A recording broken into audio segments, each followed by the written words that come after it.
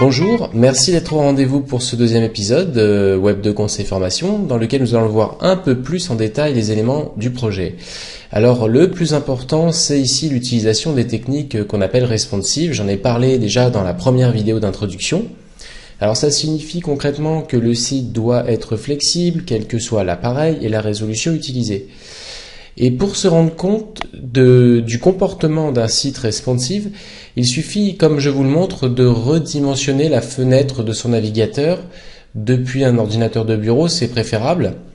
Et vous allez pouvoir constater le comportement des images, des textes et des autres modules en fonction de l'espace qu'ils ont de disponible. Donc dans notre exemple, jusqu'à une certaine résolution, tous les composants sont affichés entièrement, les uns à côté des autres, puisqu'ils ont la place.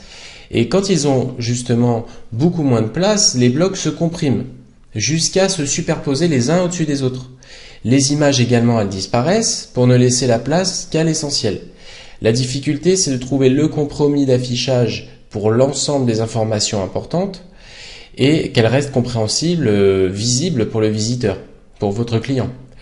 La navigation aussi doit être pensée pour permettre un accès rapide et simple à différentes sections, là en l'occurrence de la one page de la page d'accueil, et c'est un focus qu'on fera dans la prochaine vidéo. Si vous n'avez pas vu les autres vidéos, je vous invite à cliquer sur les petites vignettes qui s'affichent à l'écran. Je vous souhaite une bonne journée et à bientôt.